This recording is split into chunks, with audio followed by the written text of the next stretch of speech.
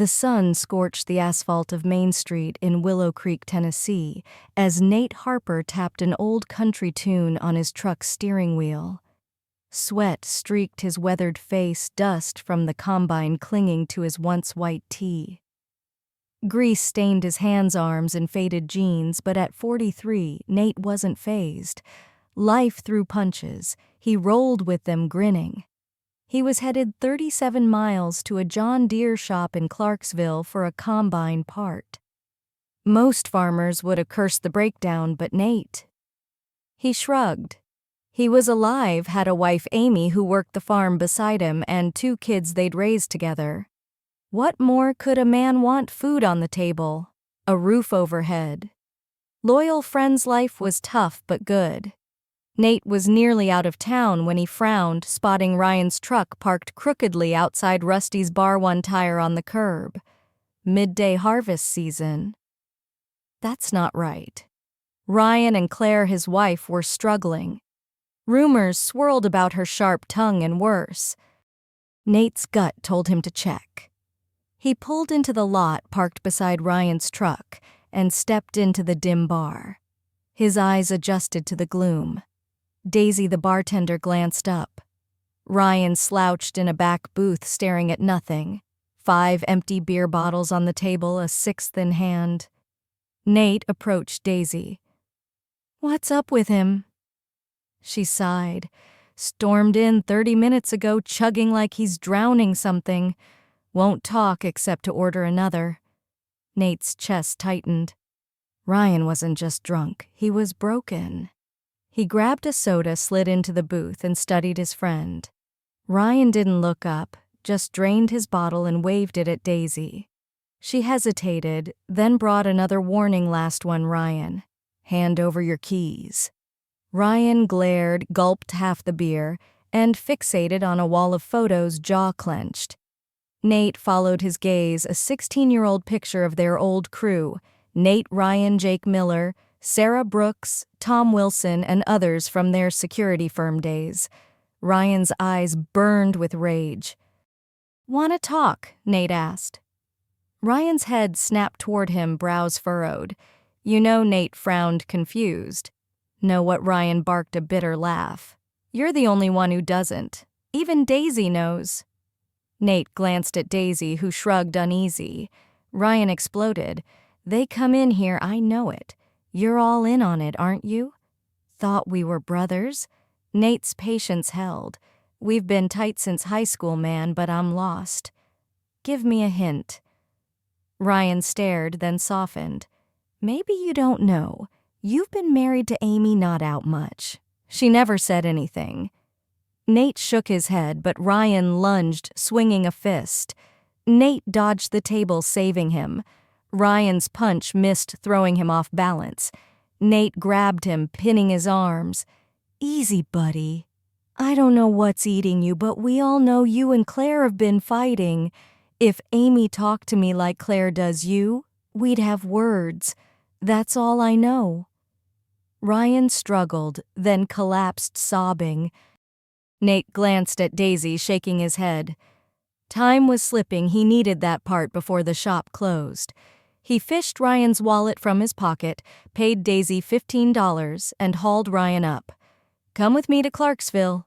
We'll talk." On the road, Ryan stared out the window, silent. Nate broke the quiet. "What's going on?" Ryan's voice cracked. "She's leaving me. Claire's a damn cheat." Nate's grip tightened on the wheel. "What makes you think that Ryan spilled it?" He'd gone home to grease the drill, overheard Claire and Slick Nick Carter. She was supposed to be in town paying bills, but there she was laughing with Nick in the barn. Ryan heard her demand $1,000 up front for meetings with 3 men at lunch, saying she was done with the farm, the dust, the idiot farmers. Nick had no cash, promising to pay later. Claire snapped, "No pay, no play." They drove off before Ryan could confront them. Nate was stunned. "You sure that's what they said?" Ryan nodded. "I was too shocked to move, too." Drank a bit, then hit the bar. The drive back was quiet, both men lost in thought. Nate spoke up. You confronting her now, or what? Ryan shrugged. She's gone, man. Nick, too. Gotta hit him where it hurts. Nate nodded, but urged sobriety over revenge. Back in Willow Creek, Ryan yelled, "My truck!" Nate kept driving. You're coming home with me. Amy needs to hear this, and maybe Jake, too. Ryan hesitated. Amy's close with Claire. Jake's fine, but why him? Nate explained. Amy's smarter than us both, and she hates cheaters after her sister's mess. Jake's solid. We've had each other's backs since school. Even when Claire was with Nick, we thought they'd marry. You swooping in surprised us. Ryan sighed. I was lonely. Thought we were tight. She said I was the father when she got pregnant, but she miscarried. Every time Nick's around, we fight. At Nate's, Amy greeted Ryan warmly, then frowned at Nate's grim face. Trouble. Nate nodded. Tea first, then we talk. As they worked on the combine, Ryan spilled everything. Amy's eyes widened. I heard rumors Claire was working on the side but thought she stopped after marriage. Nick's her manager, supposedly her bodyguard. It's gossip, but now... She urged proof for a divorce, warning Ryan to secure his assets. They called Jake, who joined them. The four planned carefully, involving only trusted friends.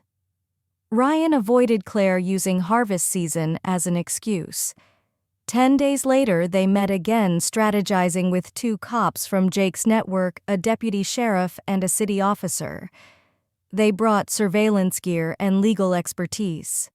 Cameras, wiretaps, and phone trackers went up, targeting Claire and Nick. It took 2 weeks to find Claire's cash hidden in a safe welded inside an old combine behind the barn. A camera caught the safe's code. The group paused physical surveillance but kept electronic intel flowing. Shocking names surfaced: the sheriff, the DA. They realized they were in over their heads. Amy pushed for escalation. We need the FBI or state police. Ryan balked. I want them to hurt. Amy glared. We can't let the county brass skate. They'll bury Claire and Nick if we tip them off. Nate suggested a lawyer first, proposing they empty the safe covertly. Scrap prices are high. We haul old machinery, starting with my place, then Jake's, then Ryan's. We cut up Claire's combine, take the cash, leave a few hundred in case it's found. She'll know it's gone, but can't prove we took it. Ryan grinned. Now that's a plan. Amy agreed, noting it cleared junk, and gave Ryan cash. Jake knew a lawyer, Liz Chambers, a high school friend now at a Centerton firm. Ryan flushed, recalling her dad catching them in a barn. Amy tracked Liz down via her family's feed store in Franklin. Liz set a meeting, intrigued by the case. At the firm, Liz and her boss, Charles Chuck Dawson, listened as Ryan detailed Claire's betrayal and the surveillance findings. When the sheriff's involvement came up, Chuck paused the divorce talk. This is huge. If Claire's convicted, your case strengthens. I'll connect you with the right people. He called in Mark Howard, an FBI contact. They spent hours reviewing evidence, Mark ordering surveillance gear removed to avoid detection. 3 months later, with the combine scrapped and $487,500 secured, Claire discovered the missing machine. She screamed at Ryan, slapping him. Where's my combine? Ryan played dumb. Sold it for scrap. Needed cash. Claire collapsed, sobbing, unable to admit why she cared. That night, she was arrested at the scrapyard, charged with trespassing and resisting arrest. Ryan let her sit in jail, serving divorce papers the next day. A federal task force swept in, arresting the sheriff, DA, and others. Nick and Claire faced added charges. The divorce dragged on, but Claire's convictions, prostitution, trespassing, resisting, tipped the scales. Ryan kept the farm, paying Claire $500 monthly for 2 years, and 20% of the farm's $53,723 equity.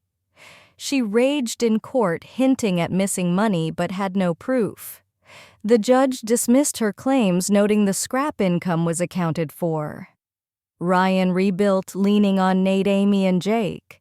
Liz re-entered his life, their old spark reigniting. They dated, bonded over farm work, and by Thanksgiving, Ryan proposed. Liz accepted moving to the farm.